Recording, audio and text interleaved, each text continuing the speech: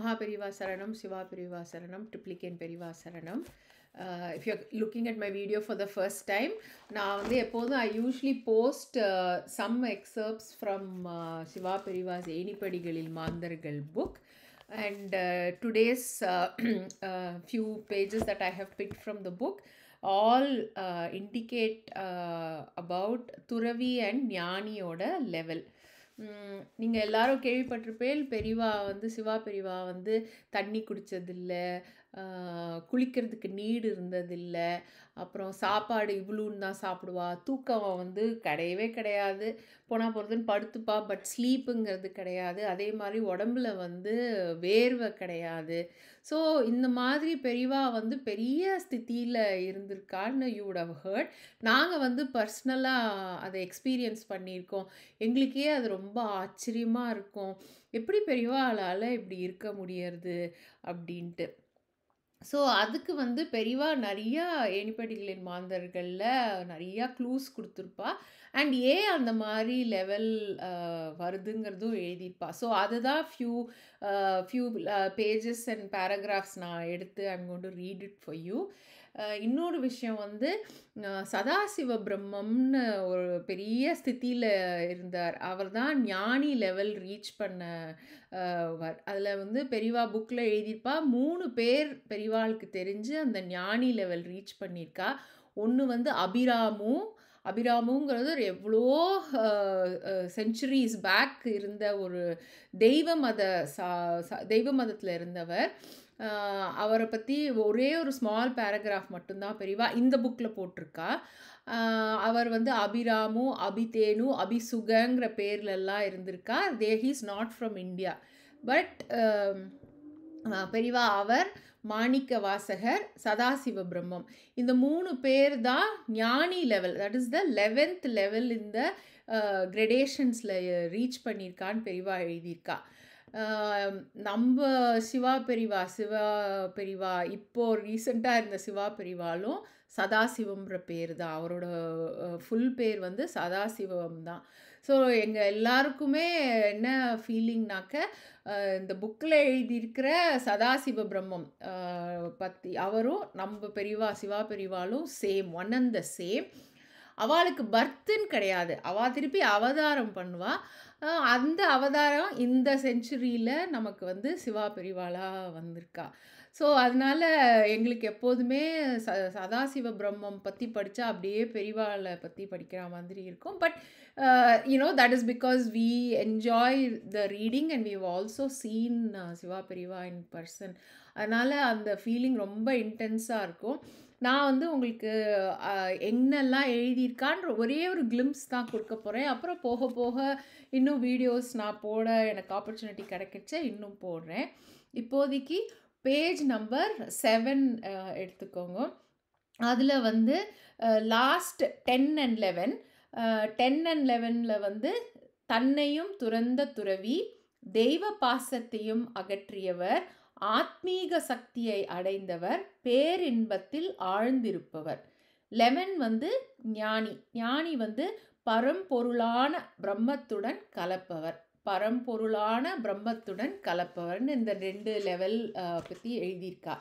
இப்போது இந்த 2 லெவல் பற்றி வேறு என்ன லிட்டில் இன்ட்ரெஸ்டிங் திங்ஸ் எல்லாம் எழுதியிருக்காங்கிறத நான் சும்மா மார்க் பண்ணி வச்சுருக்கேன். நீங்கள் அந்த 180 சப்செக்ஷன்ஸில் கூட நீங்கள் படித்து அது என்னன்னு தெரிஞ்சுக்கலாம். For example, சிலதெல்லாம் I'll just read out where we are going to where பெரியவா indicates அந்த துறவி அண்ட் ஞானி லெவலில் எப்படி இந்த பசி, தாகம், தூக்கம், குளியல் அது எதுவுமே தேவையில்லாமல் போயிடுறதுங்கிறது அந்த லெவல்ஸில் எழுதியிருப்பா. ஸோ பேஜ் நம்பர் 12 சப்செக்ஷன் 1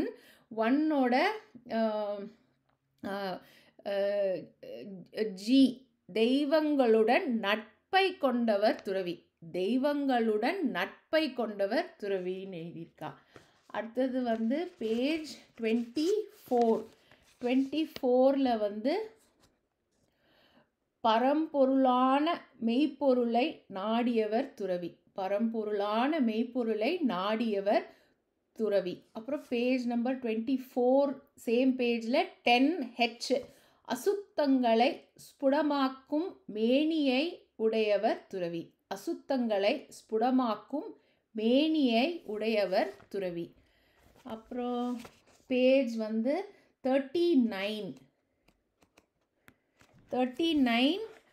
ஐ பரதேசி வேஷத்தில் தோற்றமளிப்பவர் துறவி. பரதேசி வேஷத்தில் தோற்றமளிப்பவர் துறவி. அப்புறம் பேஜ் 50ல வந்து 41 மேனியில் வியர்வை கொள்ளாதவர் துறவி. மேனியில் வியர்வை கொள்ளாதவர் துறவி. பேஜ் 51ல 42 வணங்க தகுதியற்றவர் போல் தோற்றமளிப்பவர் துறவி. வணங்க தகுதியற்றவர் போல் தோற்றமளிப்பவர் துறவி. அப்புறம் பேஜ் 101ல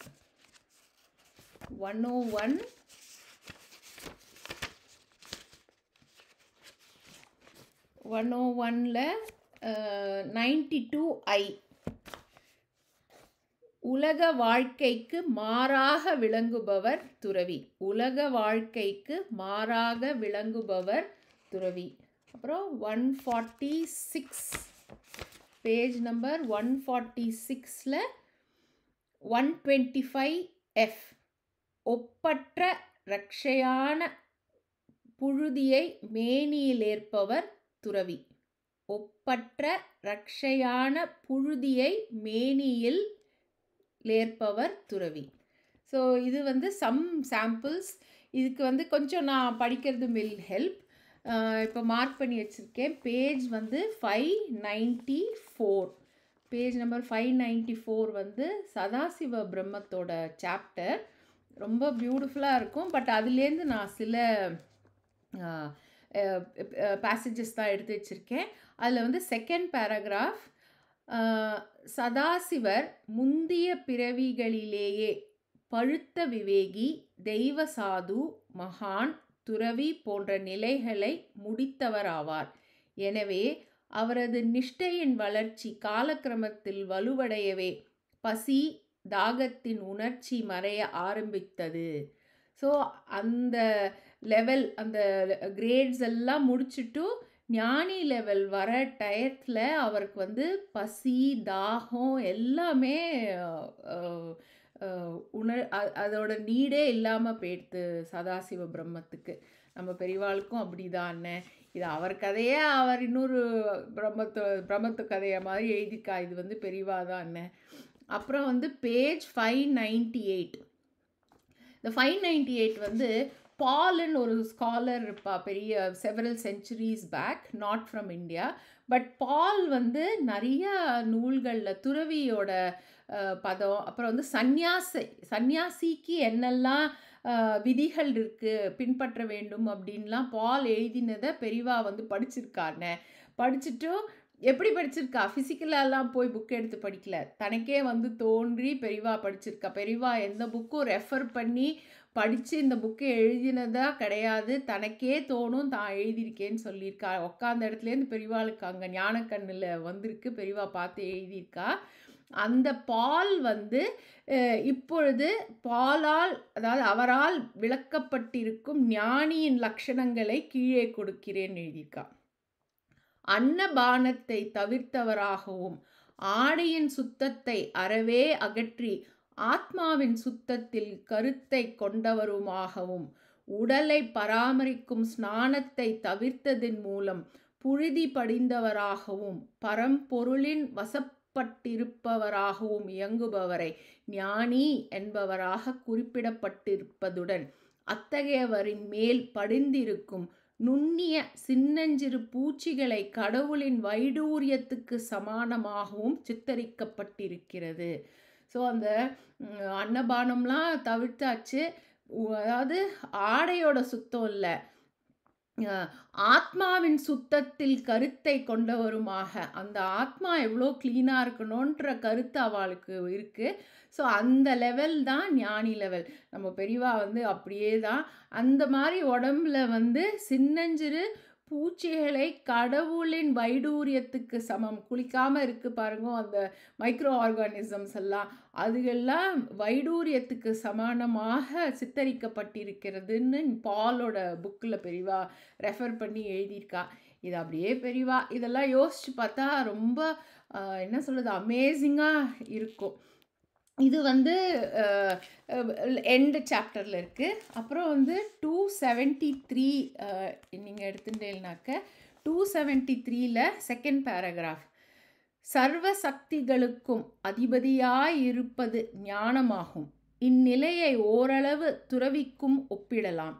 எக்கணத்திலும் தெய்வத்தை தனது பக்கத்திலேயே அமர்த்தி கொண்டிருப்பது மகானின் நிலையாகும். இந்த பிந்தைய நிலைக்கு ஆசாபாசங்கள் அனைத்தையும் அகற்றும் வைராகியம் அமைய வேண்டியதுடன் ஒவ்வொரு மூச்சு காற்றும் தெய்வ தியானத்தில் இயங்க வேண்டும்.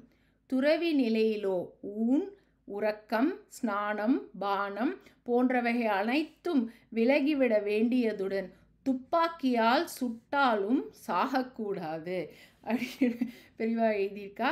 ஸோ அகெயின் ஊன், உறக்கம், ஸ்நானம், பானம் போன்றவைகள் அனைத்தும் விலகிவிட வேண்டியதுடன் துப்பாக்கியால் சுட்டாலும் சாகக்கூடாது. இது எல்லாமே விட்டாதான் ஞானி லெவல். நம்ம பெரியவா வந்து அந்த ஞானி லெவலில் இருந்திருக்கா. இப்போ வந்து எல்லாரும் கேட்கலாம், எப்படி அவர் என்ன பண்ணார், எப்படி போச்சு அப்படின்ட்டு. அது தானே விலகும். இது வந்து அவளோட லெவல் அப்படி. அவள் வந்து விளக்கணுன்ட்டு விளக்கிறது இல்லை, அது தானே விளங்கி போயிடும். அது வந்து வைராகியம்னு ஒரு சாப்டரில் வேறு லிட்டில் பிட் டிஃப்ரெண்ட் ரெஃபரன்ஸில் கொடுத்துருப்பா. பட் நான் உங்களுக்கு படிக்கிறேன். பேஜ் நம்பர் 240 எடுத்துக்கோங்க. அதில் 1/4 ஆஃப் த பேராகிராஃபில் இருக்கும். ஆசாபாசங்களை விளக்குவது என்பது வைராகியம் அல்ல. ஆசாபாசங்களை விளக்குவது என்பது வைராகியம் அல்ல. ஆசாபாசங்கள் தாமாகவே விளங்குவதே வைராகியமாகும். புளியங்காய் பழுக்கும் பொழுது எப்படி அதனுடைய ஓடு தானாகவே விலகி விடுகிறதோ அந்த விதத்தில் விலகுவதே வைராகியமாகும். தவிர ஓர் சிறந்த விவேகி ஓர் 1000 ரூபாய் நோட்டை ஏற்றுக்கொள்வதற்கு மறுத்தாலும் கூட அந்த நோட்டுக்கு அவன் மதிப்பு கொடுப்பவனாவான். ஆனால் வைராகியத்தை ஏற்றுவிடும் ஒருவன் முற்றின விவேகி அந்த நோட்டுக்கு அந்த மதிப்பையும் கொடுக்க மாட்டான். ஓர் உயர்ந்த பதவியை வகிக்க அவனை வேண்டிக் கொண்டாலும் இசைய மாட்டான். எனவே வைராகியத்தை நாடி சென்று ஓர் ஸ்தாபன தலைமைக்கு, ஓர் பெரிய குடும்ப தலைமைக்கு திரும்பி விடுபவர்களை பாமரர்களுள் சிறந்தவர்களாகவோ அல்லது விவேகிகளாகவோ நினைக்கப்படலாம். நாம் ஷண வைராகியம் என்று கூறுகிறோமே, அந்த ஷண அல்லது தற்காலிக வைராகியம் என்பவைகள் வைராகியத்தை சார்ந்தவர்கள் அல்ல. எனவே எவன் ஒருவன் பதவி, ஸ்தாபனம், காணிக்கை போன்றவைகள் அனைத்தையும் துறந்து தனித்து இயங்குகிறானோ அவனே வைராகியவான் ஆவான். அத்தகையவனுடைய மேன்மையை உலகம், பொதுமக்கள் அவ்வளவு சுலபமாக புரிந்து கொண்டு விட முடியாது. ஸோ இது வந்து தானே போகணும். அவளுக்கு வந்து they don't need any needs இல்லை. பட் அந்த எவன் ஒருவன் பதவி, பொசிஷன், ஸ்தாபனம், எஸ்டாப்ளிஷ்மெண்ட், காணிக்கை, டொனேஷன் போன்றவைகள் அனைத்தையும் துறந்து தனித்து இயங்குகிறானோ அவனே வைராகியவான் ஆவான் எழுதிக்கா. இது வந்து வைராகியத்துக்கான reference and also reference to how தானே இந்த மாதிரி நீடெல்லாம் தானே விட்டுட்டு போகுது. யூ கான்ட் ஃபோர்ஸ் இட்டுன்னு அதுக்காக இந்த ரெஃபரன்ஸ். நம்ம சிவா பெரியவா வந்து கூட்டத்தையே சேர்க்க மாட்டா. என்ன நான் இப்போ நிறைய ஆர்கனைசேஷன்ஸ் எல்லாம் பார்க்குறோம் இல்லையா. Lot of organisations have come and I think lot of them have good intentions in mind. But நீங்கள் பார்த்தேன்னாக்க there will be a lot of demand. நீ வந்து இங்கே வாலண்டியர் பண்ணணும், நீ வந்து டொனேட் பண்ணணும், இங்கே வந்து நாங்கள் மீட் பண்ண போகிறோம், நீ அங்கே வந்து வரணும், நீ காசு கட்டு, you have to participate in retreat. அது இதுன்னு many organizations are doing it. And அந்த குரு நல்ல குருவாக இருப்பார். பட் இந்த ப்ராசஸில் வந்து நம்ம குரு யாருன்னே தெரியாமல் போயிடும். புக்கு புக்காக பப்ளிஷ் பண்ணுவா. அந்த புக்கு வாங்கினாலும் நம்மளுக்கு யாருன்னே தெரியாது. நம்ம பெரியவா ஒரே ஒரு புக்கு தான் போட்டிருக்கா. அந்த புக்கை வந்து நாங்களும் வந்து 20 வருஷம் 30 வருஷமாக படிச்சுட்டு இருக்கோம். இன்னும் வந்து எங்களுக்கு அதை கம்ப்ளீட் ஆன மாதிரியே தெரியல. அவ்வளோ விஷயம் பெரியவா எழுதி வச்சிருக்கா. So where there is lot of crowd, where there is difficulty to reach Guru, I really feel for the devotee and disciple. ஏன்னா அவள் வந்து they are in there for the right reasons and the Guru is there in the right reasons. But அந்த ஆர்கனைசேஷனோட capacity ஜாஸ்தியானதுனால it gets very hard. நம்ம பெரியவா super simple. நம்ம பெரியவா நான் புக்கில் இருக்கேன்னே சொல்லியிருக்கா. நம்ம வந்து புக்கை படித்து பெரியவா என்ன சொல்கிறான்னு நம்ம அட்லீஸ்ட் கண்டுபிடிச்சிக்கலாம். ஆர் அட்லீஸ்ட் பெரியவா எழுதின வேர்ட்ஸை என்ஜாய் பண்ணி பெரியவாளோட புக்கு மூலமாக கைடன்ஸ் வாங்கிக்கலாங்கிறது எங்களோட சஜஷன் அண்ட் ஒப்பீனியன். அகெயின் நம்ம வந்து நிறையா இடத்துல when we go நம்ம வந்து we think if we donate, இல்லைனாக்கா அந்த லேயர் 1 லேயர் 2 டிவோட்டீஸ் அந்த குரூப்பிசம்லாம் இருக்கும். அந்த லேயர் 1 லேயர் 2 டிவோட்டீஸ் எல்லாம் நீ இவ்வளோ டொனேட் பண்ணியா, நான் இவ்வளோ டொனேட் பண்ணியா, நம்ம டொனேட் பண்ணாதான் அங்கே போய் அவரை பார்க்க முடியும், அப்படிலாம் நிறைய ரூல்ஸ் இருக்குது. டிக்கெட் வாங்கினா தான் போய் தர்ஷன் கிடைக்குங்கிற மாதிரி டொனேட் பண்ணாதான் நம்ம போய் அந்த குருஜி எல்லாம் பார்க்க முடியும். டொனேட் பண்ணலைன்னா we will be sidelined. So the system has become where money is more important. மணி மூலமாக we think we can purchase blessings. மணி மூலமாக we think we can purchase blessings, get direct words and then get direct guidance. But அது அப்படி கிடையாது.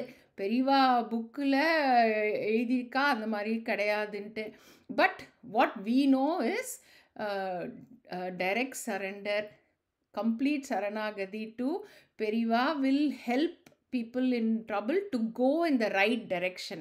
Nowhere in the book பெரியவா has written that நீ என்ன நீ pray பண்ணு நான் உடனே உன்னோட ப்ராப்ளமை சால்வ் பண்ணுவேன் அப்படிலாம் பெரியவா எழுதவே இல்லை. In fact he is done the exact opposite. What you sow you reap, and what you are reaping today is based on what you had done in the past. So அதனால there is no false promise in this book. However, knowing பெரியவா ஸ்திதி, ஞானி லெவலில் பெரியவா இருந்திருக்கா. இதே ட்ரிப்ளிகேன் பெரியவாளோட devotee கிட்ட சொல்லியிருக்கா, நீ சதாசிவ பிரம்மம்னு பெரியவாளை நீ நமஸ்காரம் பண்ணணுன்ட்டு சொல்லி பெரியவாளும் அதை அக்செப்ட் பண்ணிட்டு இருக்கா. யார்? நம்ம சிவா பெரியவாளும் அக்செப்ட் பண்ணிட்டு இருக்கா. ஸோ சிவா பெரியவா சதாசிவ பிரம்மம் ஞானி லெவல் எல்லாத்தோட கலந்த லெவல் இல்லையா. அதனால் நம்ம வந்து முடிஞ்ச அளவுக்கு நீங்கள் புக்கு படித்து நீங்களே இது நான் சொல்கிறதெல்லாம் என்ஜாய் பண்ணுங்கோ. நான் சொன்ன பேஜஸ் எல்லாம் நீங்கள் படிங்கோ, இன்னும் எக்ஸ்ட்ரா பேஜஸே படிங்கோ டு அண்டர்ஸ்டாண்ட் பெரியவா ஸ்திதி. இது ரொம்ப ஃபேசினேட்டிங் இது இல்லை. பெரியவாளுக்கு வந்து தண்ணி குடித்ததில்லை, குளித்ததில்லை, தூங்கினதில்லை, சாப்பாடு கொஞ்சம் இருந்தால் போதும், கொடுக்கலைனாலும் பெரியவாவோட பின் ஜஸ்ட் ஃபைன். ஏன்னா பிரம்மத்தோட கலந்த லெவல் பெரியவா. அப்படின்னா என்ன அர்த்தம்? He can be there at any time anywhere to do anything. He has ability to change our fate. So நான் வந்து எவ்ரி டைம் இதையே சொல்கிறேன். ஏன்னா I feel it and I want people who listen to my videos to also enjoy it and feel it. Hara Hara Shankara, Jaya Jaya Shankara. Maha Periva Saranam, Shiva Periva Saranam, Triplicane Periva Saranam.